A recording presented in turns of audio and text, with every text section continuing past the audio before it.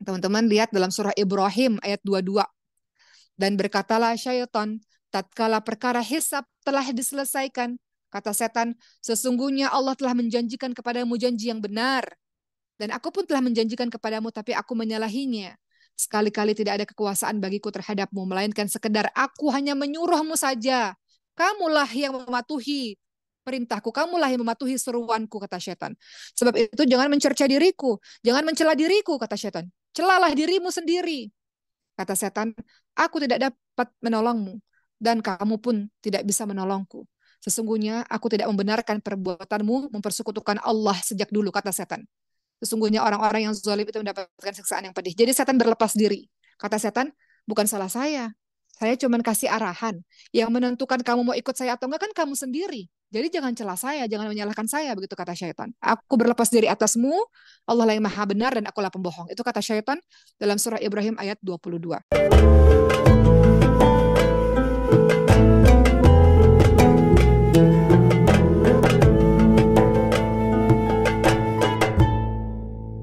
Kita akan bahas mengenai strategi iblis dalam menggoda manusia. Tapi saya ingin mengingatkan kepada teman-teman semua, Uma ingin ingatkan pada teman-teman semua bahwa kita ini sudah masuk hampir pertengahan Sya'ban. Ya, kemarin kita sudah sempat mengenai amalan-amalan di bulan Sya'ban. Kalau teman-teman mau tanya nifsu Sya'ban tuh kapan sih gitu ya. Nifsu Sya'ban itu di tahun 2024 ini teman-teman semua itu jatuhnya di hari Ahad ya, 25 Februari 2024. Jadi kalau teman-teman pengen tahu malam nifsu Sya'ban tuh kapan, dimulai sejak tanggal 24 Februari setelah maghrib. Namun seperti yang kita tahu di bulan Sya'ban ya, silahkan teman-teman memperbanyak berpuasa, memperbanyak mengerjakan hal-hal yang baik, memperbanyak dengan Qur'annya sebagai persiapan menuju ke bulan suci Ramadan. Kita hari ini tidak lagi membahas mengenai Sya'ban karena sudah dibahas di pekan sebelumnya. Hari ini kita akan membahas sedikit merenung tentang musuh nyata yang ada pada kehidupan kita, yaitu iblis dan bala tentaranya.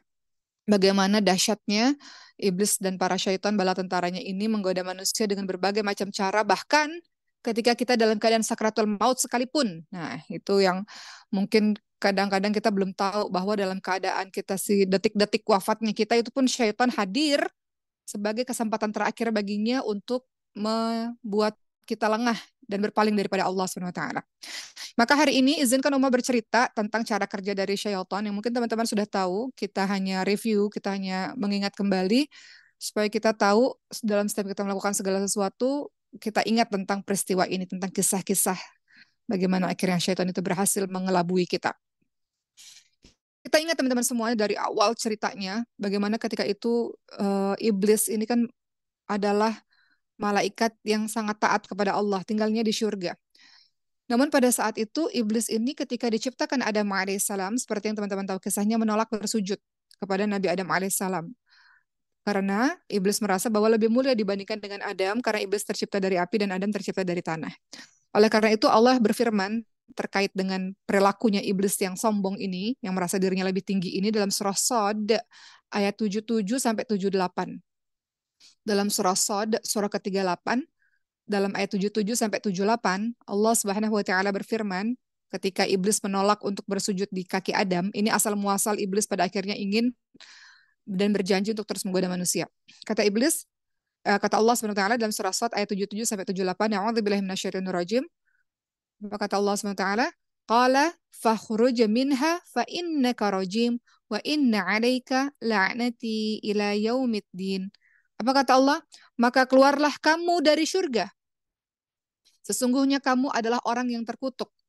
Sesungguhnya kutukanku tetap atasmu sampai hari pembalasan. Jadi karena kesombongan yang sangat luar biasa, maka Allah membuat iblis ini berada dalam kutukan Allah sampai hari pembalasan.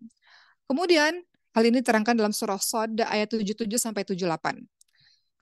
Kemudian iblis ini minta sama Allah untuk ditangguhkan sampai hari kebangkitan. Maka Allah akhirnya memberikan tangguh. Dalam firman Allah, teman-teman lihat, kata iblis apa? Iblis negosiasi sama Allah ya dalam surah Al-A'raf ayat 14 sampai ayat 15. Apa kata iblis? Qala anzirni ila yaumi yub'atsuna qala innaka minal munzarin. Iblis menjawab, beri tangguhlah saya sampai waktu yang dibangkitkan ya Allah. Dan akhirnya Allah berfirman, sesungguhnya kamu termasuk orang yang diberi tangguh. Allah kasih waktu untuk iblis supaya permintaannya iblis ya, kasih aku waktu, eh, wahai Allah. Akhirnya dalam surah Al-A'raf ayat 16 17, 16 sampai 17, teman-teman lihat lagi, iblis menjawab, wahai Allah, karena engkau menghukum aku ini tersesat, aku pasti akan benar-benar menghalang-halangi mereka, hamba-hamba Allah ini, dari jalan engkau yang lurus. Kemudian aku akan mendatangi mereka. Mendatangi dari mana? Thumma la'atiyannahum min baini aidihim wa min khalfihim wa an aimanihim wa an syama'ilihim. Jadi iblis ini berjanji, ya Allah, kau telah menghukumi aku tersesat, kau mengusir aku dari surga, ya Allah. Kalau begitu ya Allah, aku janji, aku akan mendatangi ya Allah, hamba-hambamu itu dari depan mereka, dari belakang mereka, dari kanan mereka, dari kiri mereka, wala tajidu aktsarahum syakirin. Dan engkau wahai Allah tidak akan mendapati kebanyakan mereka taat. Jadi setan ini mau nyari teman, nggak mau sendirian. Jadi setan ini, iblis ini berjanji sama Allah, dari segala arah akan aku berusaha untuk menggoda mereka ya Allah. Begitu ya. Kemudian teman-teman semua, coba teman-teman lihat lagi dalam surah Al-Hijr ayat 39, bagaimana bencinya dan sakit hatinya iblis ini, tak mau sendirian masuk ke neraka Allah. Maka iblis berkata dalam surah Al-Hijr ayat 39, ya Rabbku, karena engkau telah menghukumi aku tersesat, dikatakan, pasti aku akan menjadikan mereka memandang baik perbuatan maksiat di muka bumi. Kujadikan hamba-hambamu itu ya Allah, mereka akan memandang indah perbuatan maksiat. Mereka akan memandang baik perbuatan maksiat di muka bumi ini. Dan pasti aku akan menyesatkan mereka semuanya. Nah itu pernyataan iblis ya. Nah sekarang kita pikir teman-teman semua. Tadi iblis mengatakan kepada Allah, akan aku goda dia ya Allah, dari depan, dari belakang, dari kanan, dari kiri. Apa sih maksudnya? Dari seluruh penjuru itu maksudnya apa? Maka dikatakan iblis akan menggoda manusia dari depan. Maknanya adalah iblis akan mengabarkan kepada kita, kepada mereka, bahwa tidak ada hari kebangkitan. Nggak ada surga, nggak ada neraka. Apa maksudnya? Kau bebas berlaku apa saja, nggak ada hari kiamat, nggak ada hari kebangkitan, nggak ada hari pertanggungjawaban, nggak ada surga, nggak ada neraka. Jadi bebas di dunia, bertindak apa aja bebas. Itu cara kerja syaitan yang pertama tuh. Dari muka, dari depan. Dia datang dari depan, dia akan memberitahukan kepada kita, nggak usah percaya kepada surga, neraka, hari pembalasan, hari kebangkitan. Nggak ada. Hal-hal itu semua nggak ada. Bebas. Selagi kamu masih muda, bebas melakukan apapun. Daripada kamu menyesal, nggak mencoba berbagai macam hal. Waktu muda, waktunya bersenang-senang. Urusan nanti, urusan nanti. Toh surga neraka belum tentu benar adanya. Nah, itu cara kerja syaitan. Membuat kita nggak berpikir, ada balasan Allah atau enggak ya. Itu makna syaitan atau iblis menggoda kita dari depan. Kata iblis, aku akan menggoda mereka dari belakang. Apa maksudnya dari belakang? Adalah urusan dunia. Maknanya adalah iblis dan bala tentaranya para syaitan akan menghiasi dan mengajak manusia-manusia untuk terus mengejar dunia. Mengejar dunia itu apa? Kesenangan dunia apapun. Harta kekayaan, kecintaan terhadap makhluk yang berlebih-lebihan, kecintaan pada duniawi, menjadikan dunia ini indah dan seakan-akan dunia ini tempat selama-lamanya kita hidup. Jadi kita bebas melakukan apapun di dunia. Jadi dari belakang itu maksudnya iblis akan menghiasi, mengajak mereka dalam urusan mengejar-ngejar dunia. Aku akan goda mereka dari belakang ya Allah, kata iblis. Apa maksudnya? Iblis akan menggoda manusia dari sisi-sisi kebaikan-kebaikan mereka. Maksudnya apa? Iblis akan menghambat mereka untuk berbuat baik. Ketika kita buat baik, kemudian iblis akan berusaha untuk menunda, membuat dia tertunda, tertunda, tertunda sampai dia lupa perbuatan baik tersebut. Apa contohnya? Pakai jilbab lah, contoh sederhana ya. Kata iblis, jangan sekarang, nanti pakai jilbab kamu nggak bisa dapat kerja. Ditunda-tunda akhirnya jadi lupa. Umroh ataupun haji, udah punya duitnya nih. Kata iblis, jangan, jangan sekarang, kamu masih banyak keperluan atau kamu sibuk. Akhirnya ditunda-tunda, akhirnya nggak jadi gitu. Dan lain-lain. Jadi dari kanan ini maksudnya adalah dari sisi kebaikan. Iblis akan menghambat kita dalam melakukan perkara-perkara kebaikan. Nggak usah ngafalin Quran sekarang, nggak usah hijrah sekarang. Nah itu cara kerja syaitan dari sisi kanan. Dan aku akan menggoda mereka dari kiri, kata iblis. Apa itu maksudnya? Iblis akan menghiasi keburukan, keburukan dan menghiasi kemaksiatan dan memerintahkan manusia untuk melakukannya. Jadi dosa itu dipandang indah. Dosa itu dipandang sebagai sesuatu yang tidak salah. Biasanya itu terjadi kalau kita sudah melakukan dosa berulang-ulang. Kalau dosa kita lakukan pertama kali, kita akan rasa takut, kita akan rasa salah, akan gemetar diri kita. Tapi kalau dosanya berulang-ulang, kita akan mulai mentolerir bahwa itu perbuatan yang biasa. Nah, itu cara kerja setan dari kiri. Maksudnya apa? Setan akan menghiasi keburukan, setan akan menghiasi kemaksiatan dengan indah. Indah. Misalnya perbuatan maksiat berzina misalnya. Setan katakan, oh ini kan cinta. Bukan hawa nafsu, cinta. Ini aplikasi atau wujud dari cinta. Jadi setan membuat pandangan kita indah. Atau misalnya apa mengambil korupsi gitu ya, mengambil hak orang lain. Ini kan untuk kepentingan keluarga, untuk keluargamu bahagia, nggak apa-apa gitu ya. Toh orang lain juga banyak yang melakukan korupsi, bukan hanya kamu seorang. Ini udah umum dilakukan oleh semua orang. Jadi setan itu membuat segala perbuatan maksiat itu menjadi indah. Begitulah teman-teman semua. Sekarang kita sudah tahu bagaimana janjinya setan, sakit hatinya iblis ya, dan bala tentaranya ini ketika diusir dan dilaknat oleh Allah SWT. Mereka tidak mau sendirian menuju ke neraka Allah. Mereka minta sama Allah untuk diberikan waktu supaya bisa bawa teman-temannya lebih banyak menuju ke neraka Allah Subhanahu wa taala. Maka teman-teman semua, apa kata Allah Subhanahu wa taala ketika syaitan atau iblis ini berkata, "Aku akan sesatkan mereka ya Allah." Teman-teman lihat dalam surah Al-Isra ayat 62 sampai ayat 64. Ketika itu iblis berkata, "Terangkanlah kepadaku, inikah orangnya yang engkau muliakan atas diriku? Sesungguhnya jika engkau memberikan waktu kepadaku sampai hari kiamat, aku pasti benar-benar menyesatkan mereka dan keturunannya, ya Allah, kecuali sebagian yang kecil. Orang-orang yang taat itu sedikit saja, ya Allah." Apa kata Allah Subhanahu wa taala? Masih dalam surah Al-Isra ayat 62 sampai ayat 64. Kata Allah, "Pergilah, barang siapa di antara mereka yang mengikuti kamu, maka sesungguhnya neraka jahanam adalah balasanmu semua sebagai suatu pembalasan yang cukup. Perdayakanlah wahai iblis siapa saja di antara mereka yang engkau sanggup dengan ajakanmu.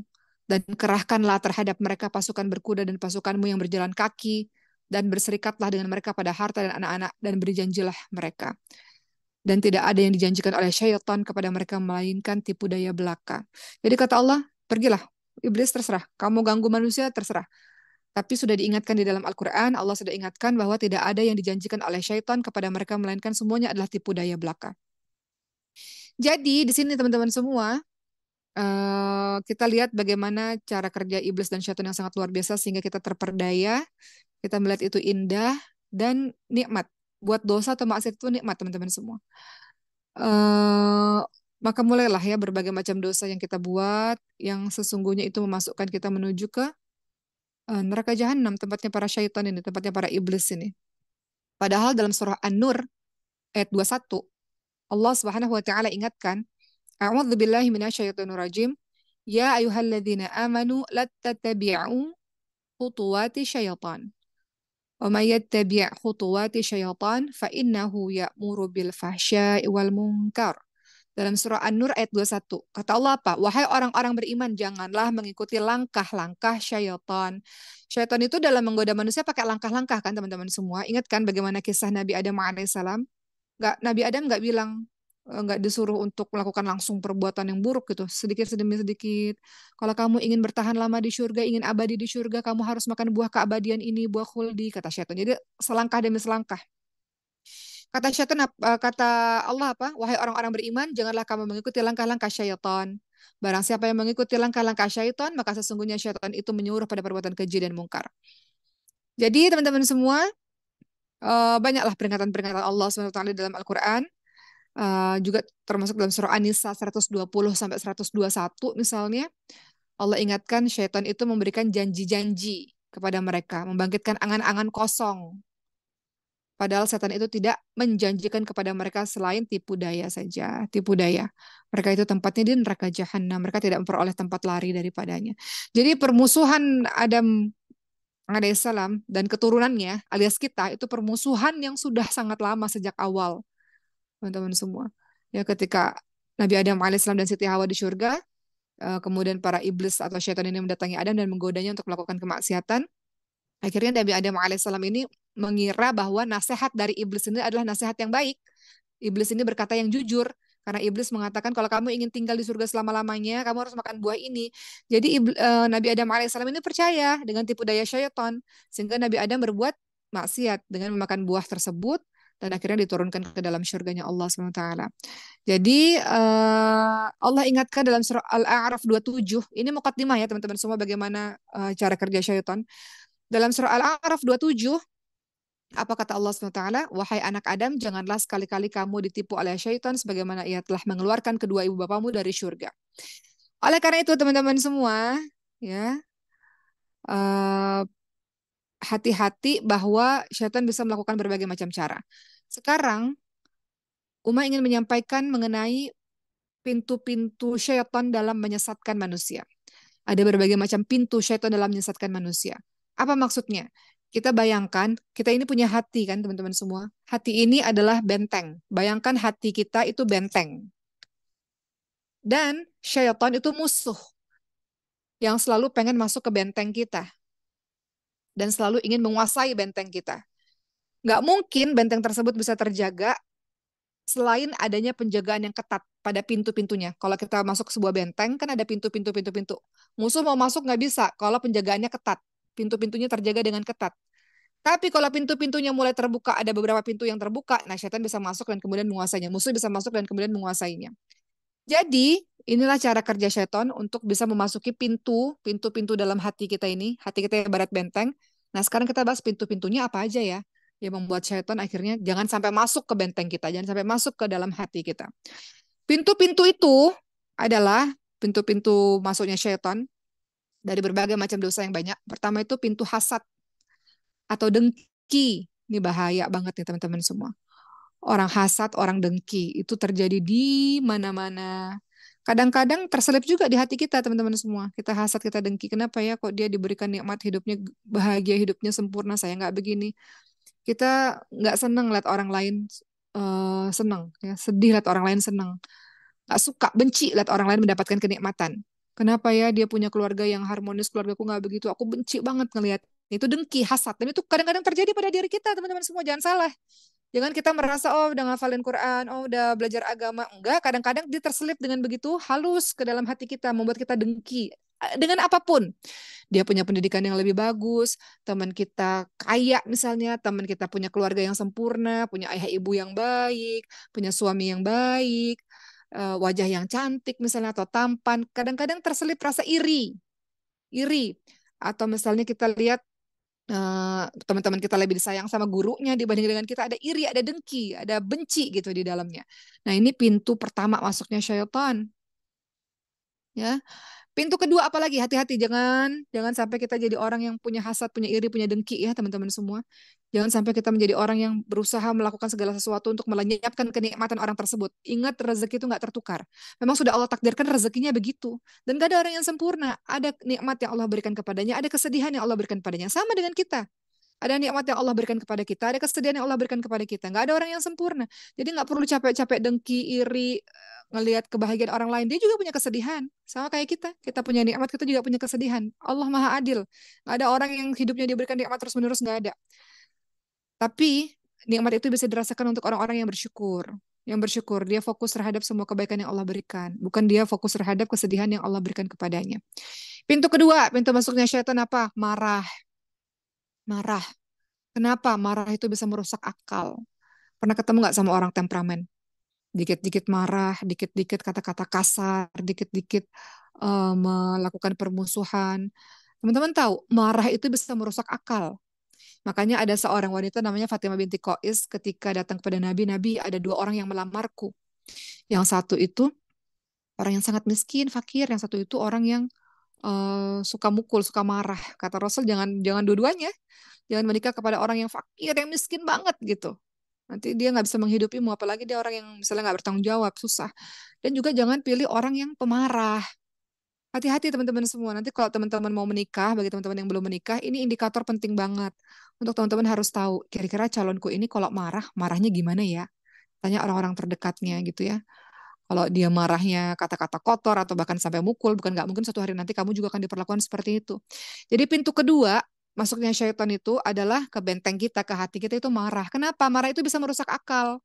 Jika akal lemah, akal kita lemah, pada saat itu tentara-tentara syaitan akan melakukan serangan-serangan masuk ke dalam kita.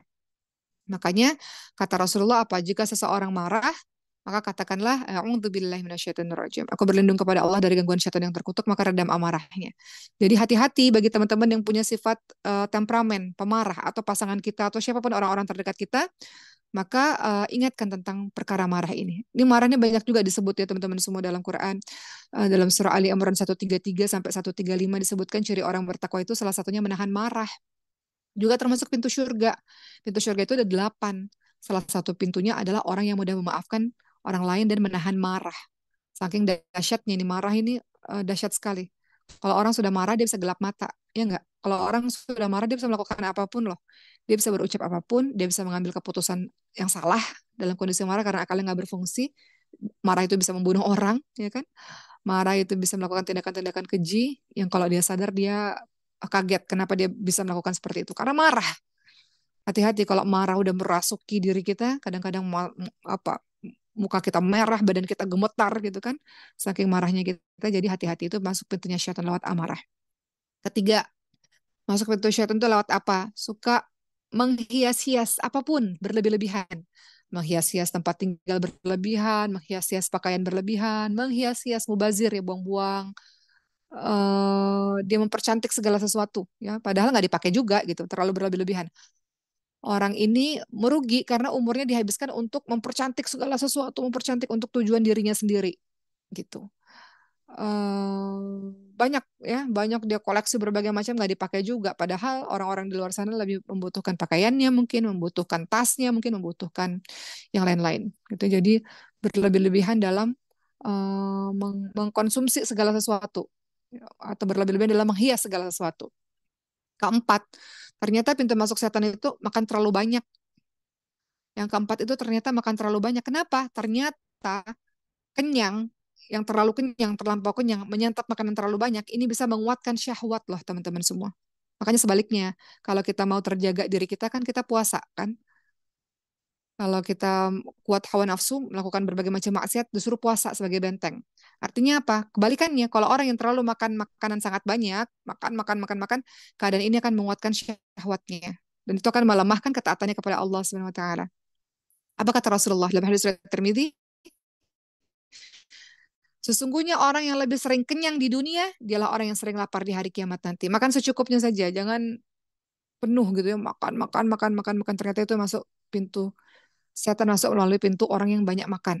Kelima, ini juga nih salah satu yang sering kita kerjakan, sifat yang tergesa-gesa. Kok tergesa-gesa nggak boleh teman-teman semua. Dalam ajaran Islam ini tergesa-gesa nggak boleh. Apa kata Rasulullah? Sifat perlahan-lahan atau sifat sabar itu berasal dari Allah. Sifat tergesa-gesa berasal dari syaitan. Apa maksudnya? Kenapa nggak boleh tergesa-gesa?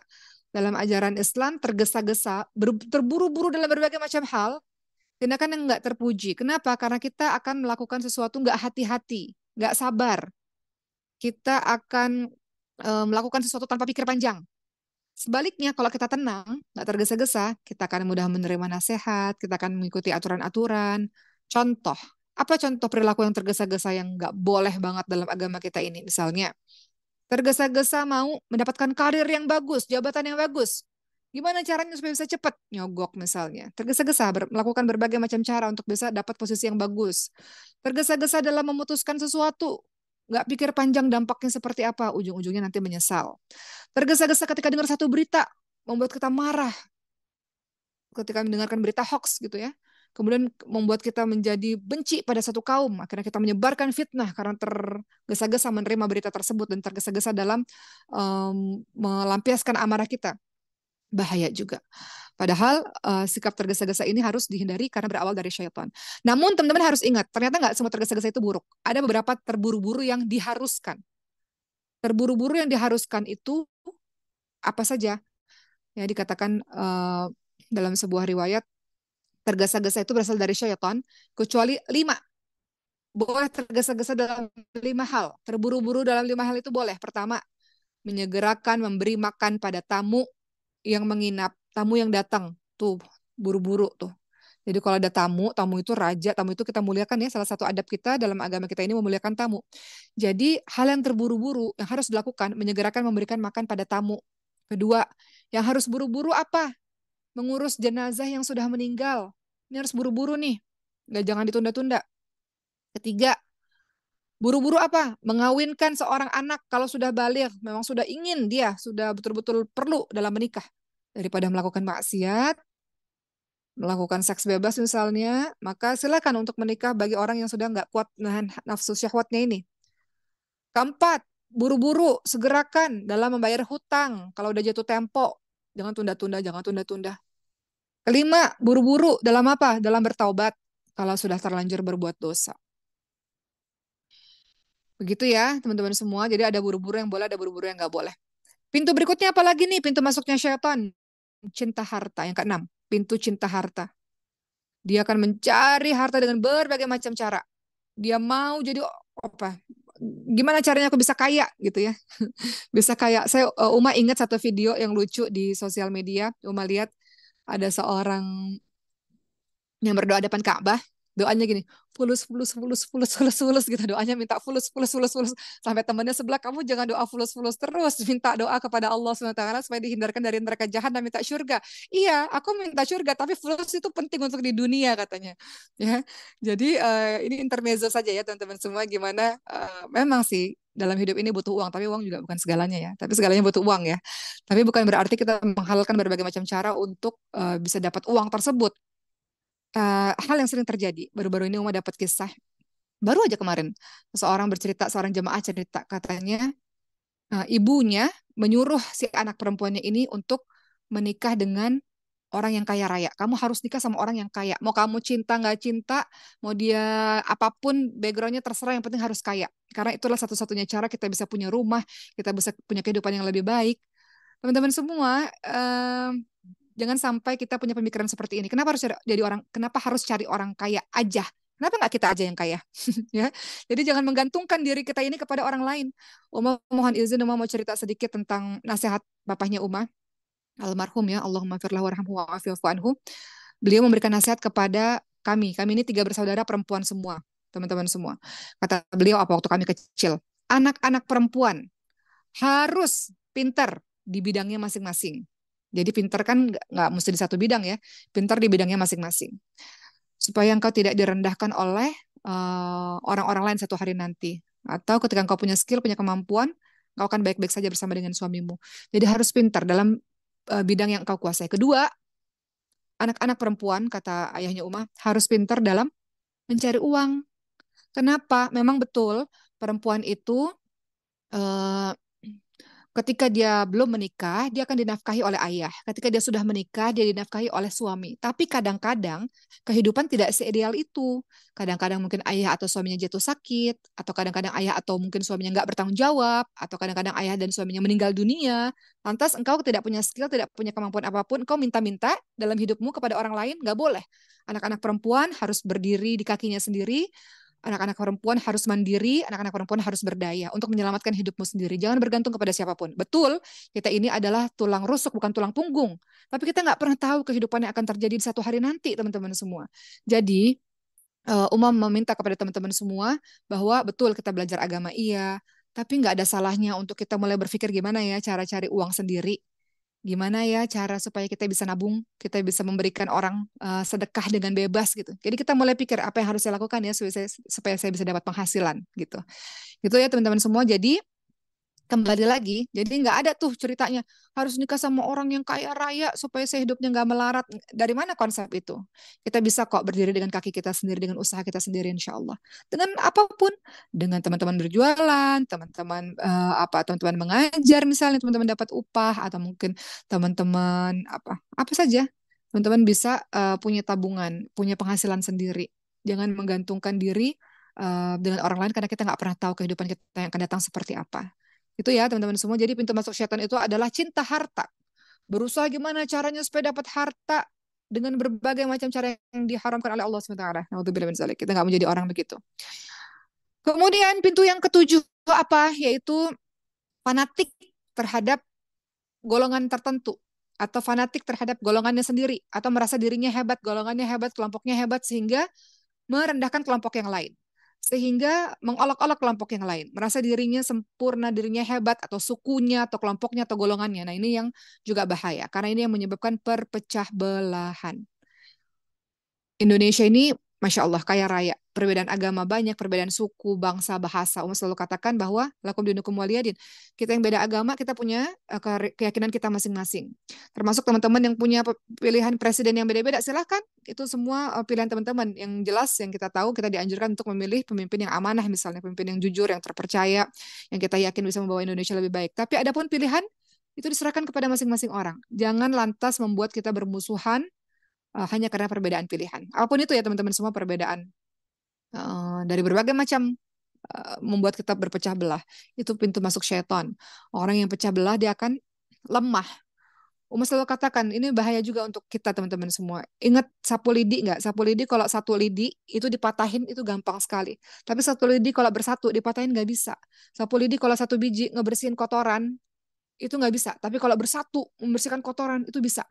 Jadi hati-hati kita jaga persatuan kita, ukhuwah Islamiyah, ukhuwah wataniyah, persaudaraan sebangsa setanah air, ukhuwah basyariyah, persaudaraan sesama manusia. Pintu ke-8, setan masuk, iblis masuk tuh hati-hati dengan apa? Berburuk sangka dengan orang lain. Suudzon. Akhirnya membuat engkau benci, belum kenal, sudah suudzon.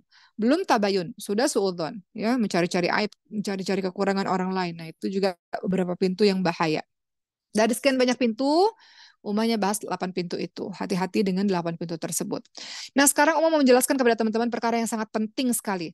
Ternyata syaitan itu tidak hanya menggoda kita pada saat kita sehat seperti ini, bahkan setan itu menggoda kita pada saat kita sekarat, pada saat kita sedang sakratul maut. Nah, hati-hati tuh teman-teman semua. Ya, setan itu hadir pada saat kita sedang sakratul maut, teman-teman semua. Padahal mungkin saja kita ini termasuk orang yang sepanjang hidup melakukan amal soli, amalan-amalan surga, Masya Allah. Tapi setan itu datang di detik-detik terakhir. Ada yang selamat, ada yang nggak selamat. Maka hati-hati dengan ini. Uma ingatkan ini kepada diri Uma dan kita semua. Hati-hati karena setan itu melakukan cara tersebut. Ya, teman-teman lihat lagi dalam surah Al-A'raf 16-17 yang tadi Uma sebutkan. Iblis itu berkata, karena engkau menghukumi aku tersesat ya Allah, aku benar-benar akan menghalang-halangi mereka dari jalan engkau yang lurus.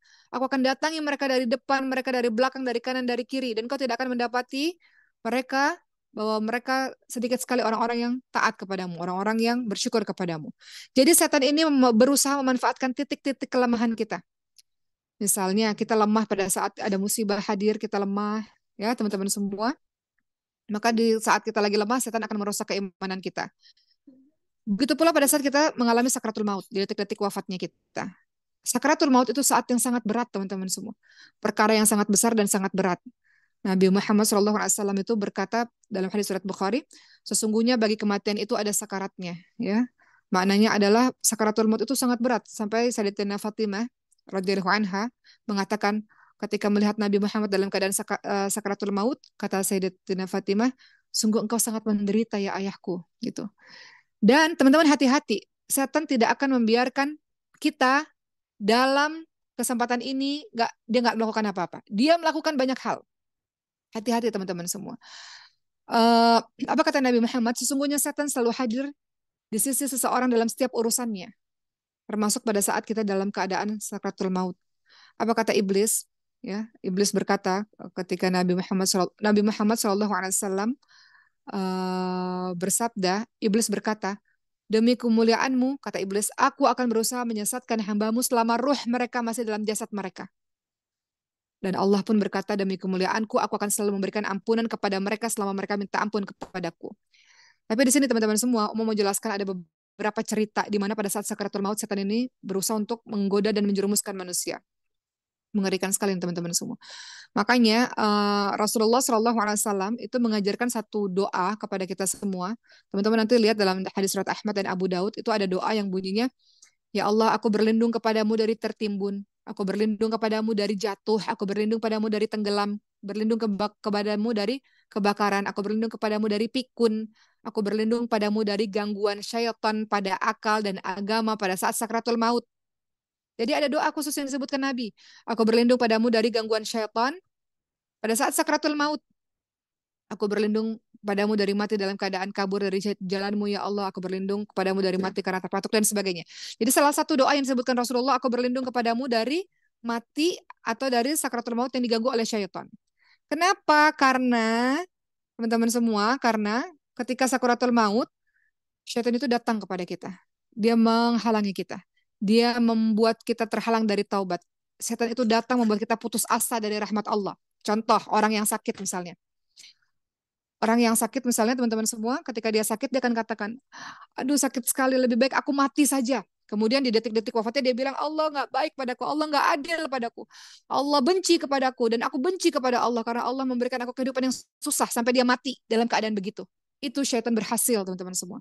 Syaitan berhasil membuat dia putus asa. Syaitan berhasil di detik-detik hidupnya. Padahal kan kalau sakit, kalau sabar ambil dosa-dosanya, diberikan pahala sabar.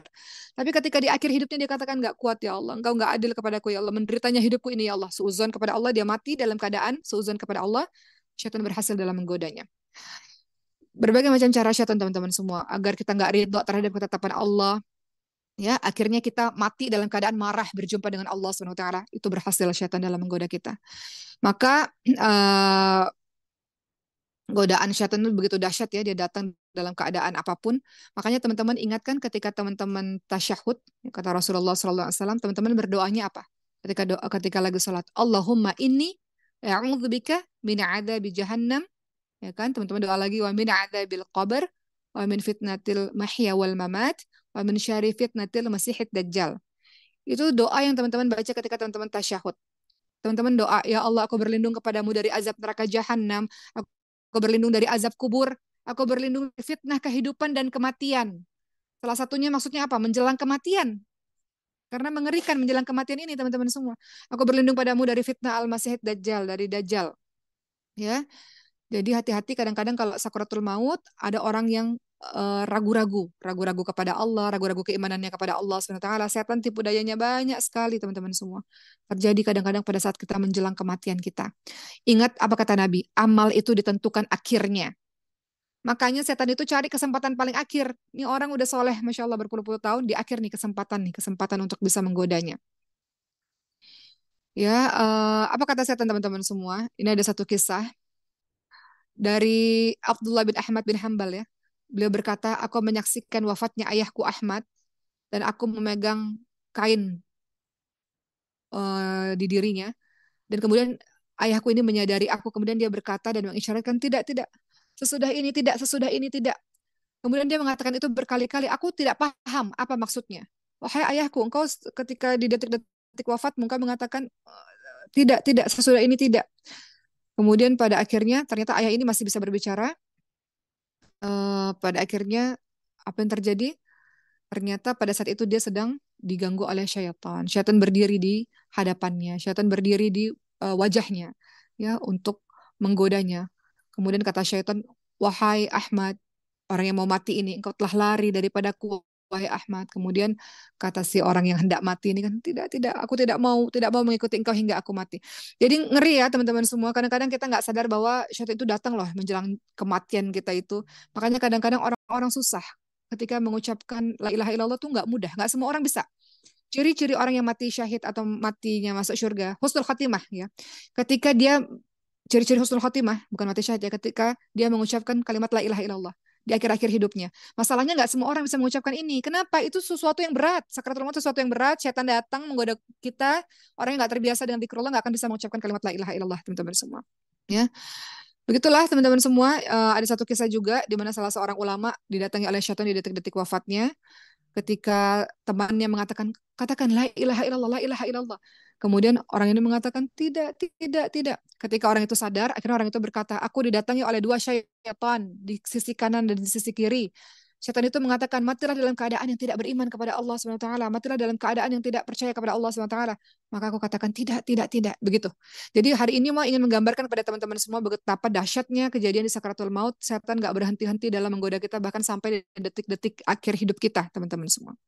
Ya, begitulah teman-teman semua. Hati-hati dengan apa yang dilakukan oleh syaitan kepada kita. Dia akan melakukan berbagai macam cara sampai akhir hayat kita. Kemudian mau membahas secara cepat ya tentang beberapa tahapan syaitan saat hendak menyesatkan manusia. Jadi ketika setan atau iblis ini menyesatkan manusia, ada beberapa tahap, ada beberapa langkah yang dia lakukan. Langkah pertama, dia akan ajak kita ini untuk menuju kepada kesyirikan, memusuhi Allah, memusuhi Rasulullah SAW. Ini langkah yang paling utama. Kalau langkah ini nggak bisa, dia akan mengajak kita pada langkah kedua. Diajaklah kita pada dosa-dosa besar.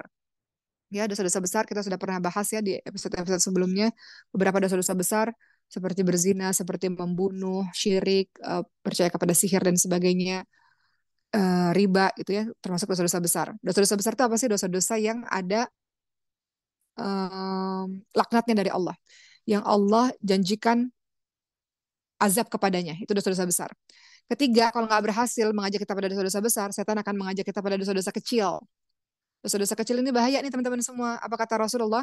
Jauhilah kalian dosa-dosa kecil karena eh, dosa-dosa kecil ini akan membinasakan. Maknanya apa? Nggak ada dosa kecil yang dilakukan terus-menerus. Ya, ketika engkau meranggap remeh dosa kecil, dia akan jadi dosa besar. Ketika engkau melakukan dosa kecil terus-menerus akan jadi dosa besar. Begitu. Jadi hati-hati dengan dosa kecil. Jadi setan melakukan langkah ketika nggak berhasil dengan dosa besar, dia goda dengan dosa-dosa kecil. Keempat, nggak berhasil juga nih, soleh banget nih orang, nggak berhasil ditaklukkan dengan dosa-dosa kecil. Maka langkah yang keempat disebutkan dengan perkara-perkara mubah. Perkara mubah ini apa? Boleh. Artinya boleh. Nggak ada pahala, nggak ada sanksi. Misalnya, kita dibiarkan oleh syaitan berjalan di mall 24 jam misalnya ya. Terus menerus menghabiskan waktu mubah, jalan-jalan ke mall mubah. Tapi kalau terlalu lama kan sia-sia, buang-buang waktu. Sementara 24 jam ada waktu untuk engkau hafal Quran, untuk engkau belajar, menuntut ilmu. Tapi kita lalai, kita bergosip dengan teman-teman kita kumpul, ngobrol, ngarol, ngidul, nggak ada manfaatnya. Ini perkara-perkara yang langkah syaitan berikutnya. Nggak berhasil menggodamu untuk melakukan hal-hal dosa-dosa kecil, dia akan menggodamu untuk melakukan atau sibuk dengan perkara-perkara mubah. Nonton misalnya, nonton drama Korea dari pagi sampai malam, dari pagi sampai malam, nggak ada manfaatnya. Orang-orang dalam satu hari udah hafal 4 halaman Quran misalnya, orang-orang udah nambah ilmu agama misalnya, dia masih terus lalai dengan perkara-perkara mubah. Ini cara kerja setan yang keempat. Kemudian, yang keempat nggak berhasil nih, solehnya luar biasa. Yang kelima apa? Disibukkan dalam amalan-amalan yang kurang afdol. Padahal ada amalan-amalan yang lebih afdol, ada amalan-amalan yang lebih utama. Tapi dia disebutkan dengan perkara-perkara yang nggak utama. Misalnya, apa? Perkara yang utama apa? Misalnya sholat 5 waktu, tepat waktu, itu perkara utama. Tapi dia akan disibukkan oleh setan, nggak apa-apalah. Nanti menjelang-menjelang, biar sholatnya nanti nggak susah gitu. Menjelang sholatnya diakhirin aja, sholat zuhurnya akhir sehingga menjelang sholat asar, jadi langsung berada di satu tempat gitu. Itu cara kerja syaitan misalnya ya, disebutkan dengan dalam perkara amalan yang kurang afdal padahal adalah amalan-amalan yang afdal. Itu cara kerja syaitan teman-teman semua, hati-hati. Closing pada hari ini adalah Allah memberikan kita berbagai macam petunjuk untuk memohon perlindungan kepada Allah Subhanahu wa taala ya. Teman-teman lihat dalam surah Fussilat ayat 36, kata Allah, jika setan mengganggumu dengan suatu gangguan, maka mohon perlindungan kepada Allah. A'udzubillahi minasyaitonirrajim. Allah lah Maha mendengar lagi Maha mengetahui. Kemudian ingat teman-teman semua, nanti di hari akhir, di hari kiamat, hari di mana disitulah hari kejujuran, hari keadilan. Apa yang dilakukan oleh syaitan? Setan mengaku akan kejahatannya dan mengumumkan di hadapan seluruh makhluk bahwa Allah itu benar dan akulah pembohong, kata syaitan. Tidak ada celaan bagi Allah Subhanahu wa taala. Allah itu Maha benar. Dan setiap orang pada saat itu merasa menyesal. Tapi pada saat itu penyesalan tidak ada artinya sama sekali. Teman-teman lihat dalam surah Ibrahim ayat 22. Dan berkatalah syaitan, tatkala perkara hisab telah diselesaikan, kata setan, sesungguhnya Allah telah menjanjikan kepadamu janji yang benar. Dan aku pun telah menjanjikan kepadamu, tapi aku menyalahinya. Sekali-kali tidak ada kekuasaan bagiku terhadapmu, melainkan sekedar aku hanya menyuruhmu saja. Kamulah yang mematuhi perintahku, kamulah yang mematuhi seruanku, kata setan. Sebab itu jangan mencerca diriku, jangan mencela diriku, kata setan. Celalah dirimu sendiri. Kata setan, aku tidak dapat menolongmu, dan kamu pun tidak bisa menolongku. Sesungguhnya aku tidak membenarkan perbuatanmu mempersekutukan Allah sejak dulu, kata setan. Sesungguhnya orang-orang yang zalim itu mendapatkan siksaan yang pedih. Jadi setan berlepas diri. Kata setan, bukan salah saya. Saya cuma kasih arahan. Yang menentukan kamu mau ikut saya atau enggak kan kamu sendiri. Jadi jangan celah saya, jangan menyalahkan saya, begitu kata syaitan. Aku berlepas diri atasmu, Allah lah yang maha benar dan akulah pembohong. Itu kata syaitan dalam surah Ibrahim ayat 22. Ya, jadi disinilah para syaitan ini berlepas diri daripada kita, dan syaitan ini menyalahkan dirimu sendiri. Engkau kan diberikan akal, pikiran, bisa menentukan mana yang baik, mana yang salah, bisa memutuskan mau ikut apa enggak. Kenapa engkau tidak gunakan akal, pikiran, dan hati nuranimu itu? Begitulah kira-kira teman-teman semua. Jadi hari ini alhamdulillah kita sudah belajar banyak. Mudah-mudahan kita mengerti tentang bagaimana cara kerja syaitan dalam kehidupan kita. Kadang-kadang kita sudah tahu, tapi kadang-kadang kita perlu diingatkan berulang kali supaya kita nggak lupa bagaimana dahsyatnya dengan penuh kesabaran setan mengganggu kita. Mudah-mudahan di bulan Sya'ban, tinggal sekian hari lagi kita memasuki bulan suci Ramadan. Allah berikan kekuatan dan keistiqomahan kepada kita untuk bisa memasuki bulan Ramadan, dan kita buat target dari sekarang ibadah-ibadah apa saja yang mau kita lakukan. Mau hafal, mau selesai khatamnya berapa kali, mau qobliyah ba'diyah sunnah, tahajudnya, atau mungkin witirnya, atau mungkin sholat hajatnya, sholat taubatnya mau seperti apa, mau sodakohnya seperti apa, direncanakan dari sekarang supaya kita bisa mendapatkan Ramadan terbaik insya Allah. Baik, alhamdulillahirabbil alamin, selesai sudah teman-teman semua. Umas serahkan kembali kepada moderator. Selamat hari Jumat, memperbanyak berzikir kepada Allah, memperbanyak salawat kepada Nabi Muhammad SAW, dan ba'dal asar nanti menjelang maghrib banyak doa karena itu salah satu doa yang mustajab. Terima kasih, sekian dari Umas. Assalamualaikum warahmatullahi wabarakatuh.